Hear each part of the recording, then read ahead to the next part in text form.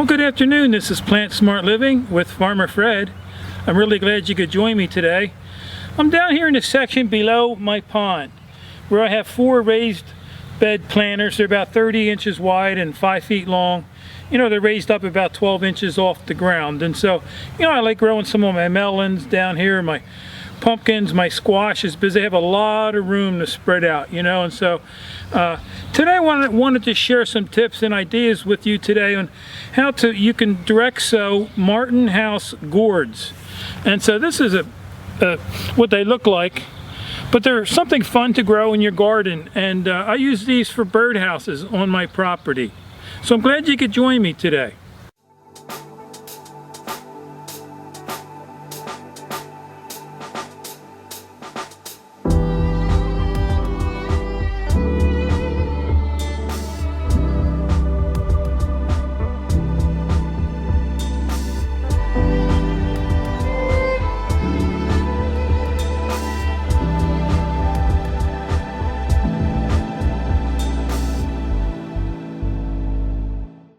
So anyhow, like I said, I planted these last year. I actually planted a variety of the gooseneck gourds, and I actually did a video. It's one of my first videos I think I did on how to build a birdhouse out of one of these gourds. I have them hanging around my property, and I have the Carolina wren live in these gourd houses, and they're a lot of fun to do.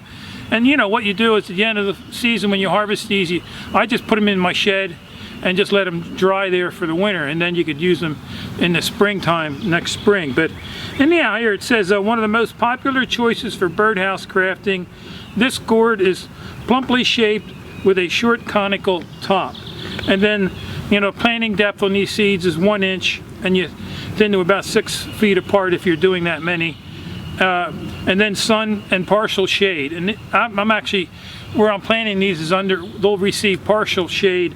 The gooseneck gourds did fine for last year, and so I'm going to just plant these seeds on half of this raised garden bed that I have right here. And so I'm going to take about 6 of these and then just lay them right on top of the soil.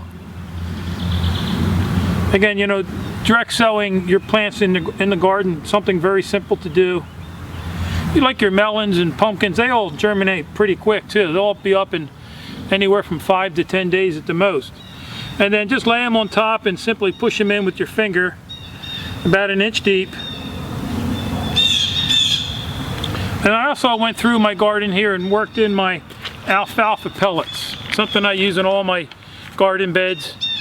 I did a video about a month ago where I brought down some of my composted leaf mulch amended with topsoil. I'll use my backhoe and fill these in for the season. And then so I worked in my alfalfa pellets, and then, you know, just grab a stick or any kind of marker to mark where each end of your row is. And so I just want to mark them before I backfill so I know where to water. And then I'm just gently going to just push the soil back in. You want to make sure that the soil or the seeds have nice contact with the soil. You don't want to backfill with clumps or anything.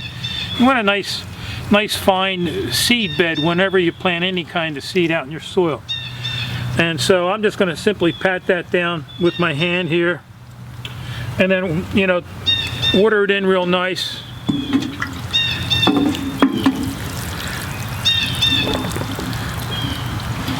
But these, you know, birdhouse gourds, these Martin House gourds are fun projects to do. You know, I think all I did simply last year was I just got some nice outdoor brown and spray painted the outside of the gourds. I sanded them up real nice and then sprayed them. It was something quick and simple. I mean, certainly you can get fancier if you wanted to.